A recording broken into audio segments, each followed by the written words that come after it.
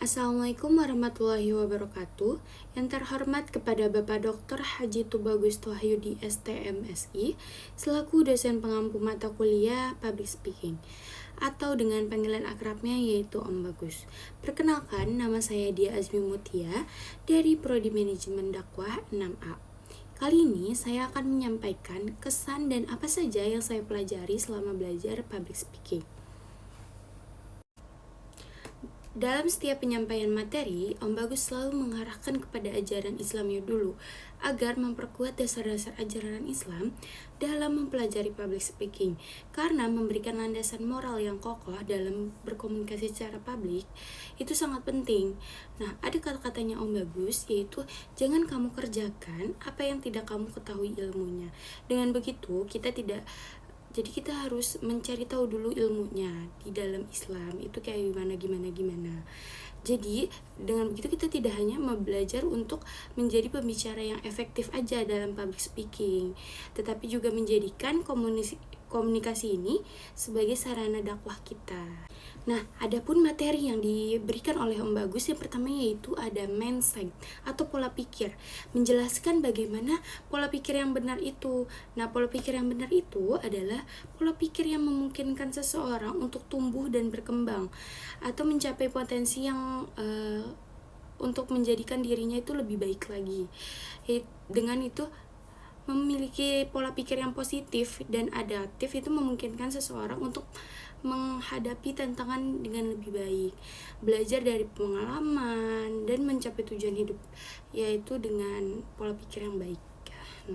Nah, dan ternyata pola pikir itu juga menyesuaikan dengan tingkah laku kita sendiri.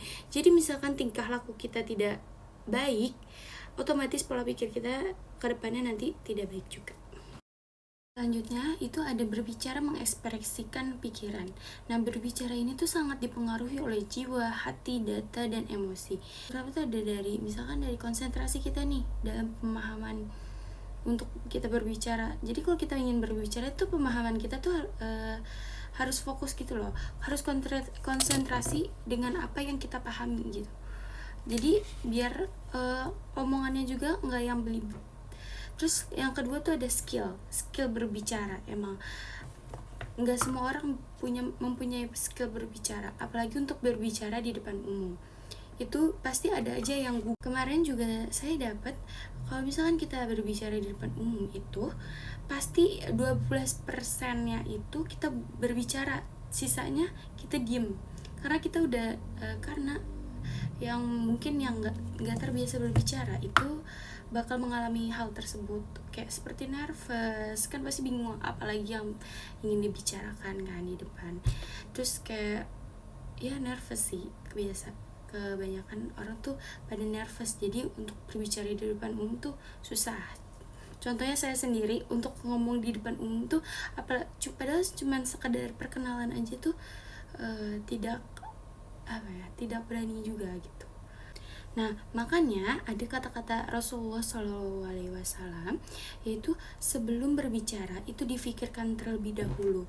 Jadi makanya kita kalau ingin berbicara itu kita harus tahu dulu nih ilmunya apa, sumbernya dari mana, agar yang kita bicarakan itu tidak asal-asalan gitu. Yang kita bicarakan juga itu benar gitu. Karena kan kita juga kan dari Prodi Manajemen Dakwah yang pastinya mungkin kedepannya itu diharapkan untuk menjadi pedakwah gitu kan. Nah, itu berarti kan kita harus memiliki ilmu public speaking yang baik gitu. Nah, kemarin saya juga mendapatkan ada 6 poin berbicara. Yang pertama itu ada konten. Jadi kita harus tahu dulu konten apa yang ingin kita bicarakan. Yang kedua ada pola pikir dan hasil. Jadi dari konten itu kita harus mengemasnya dengan pola pikir kita sendiri dan hasilnya itu baru kita sampaikan. Yang ketiga ada mengenal audiens. Jadi kita juga harus tahu nih audiens kita tuh tipenya yang kayak gimana. Jadi untuk kita menyampaikan juga jadi apa yang kita sampaikan tuh masuk ke audiens tersebut. Yang keempat ada ilmu ekspresi, yaitu dari mimik, suara, dan gerak. Nah, upaya untuk menyampaikan rasa perasaan dan makna itu nyampe gitu loh. Jadi kita harus memahami juga nih ilmu ekspresi buat menyampaikan apa yang kita sampaikan nyampe ke audiens. Selanjutnya ada confident, yaitu percaya diri. Kita juga dalam menyampaikan sesuatu kepada audiens itu harus dengan kepercayaan diri kita. Yang keenam ada goal atau tujuan. Tujuan kita apa nih dari menyampaikan materi tersebut gitu untuk para audiensnya. Karena audiens itu menyukai orang yang sama dengan dirinya sendiri. Jadi misalkan kita mau ngisi di suatu daerah, kita harus menyesuaikan dengan daerah tersebut. Karena orang-orang di sana menyukai kalau misalkan kita ngikut dengan daerah itu sendiri gitu. Nah, dalam audiens ini ada kecenderungan karakter. Yang pertama ada personality.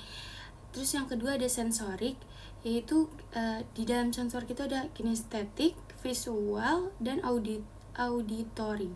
Yang ketiga ada pola pikir, yaitu otak kanan dan otak kiri. Nah, kemarin juga saya ingin memasukkan kata-kata dari Om Bagus itu lumayan menarik untuk kita terapkan ke dalam diri kita gitu loh, untuk berkembang gitu. Nah, yaitu kata-katanya, kita tidak bisa apa kalau kita tidak tahu apa itu apa. Jadi contoh simpelnya misalkan kita tidak bisa makan kalau kita tidak tahu apa itu makan, ya kan? Jadi kalau misalkan kita nggak tahu apa sih itu makan gitu, kan kita nggak bisa makan gitu loh. Jadi kita maksudnya itu dari kata-kata tersebut itu kita tuh harus mengetahui dulu apa yang ingin kita kerjakan gitu loh, apa yang kita ingin kerjakan. Jadi harus dicari tahu dulu sumbernya apanya, biar kita tahu apa yang kita sampaikan gitu. Terima kasih. Mungkin sekian kesan dan pelajaran yang saya dapat dari pelajaran public speaking kemarin. Kurang lebihnya mohon maaf. Billahi taufik wal hidayah. Wassalamualaikum warahmatullahi wabarakatuh.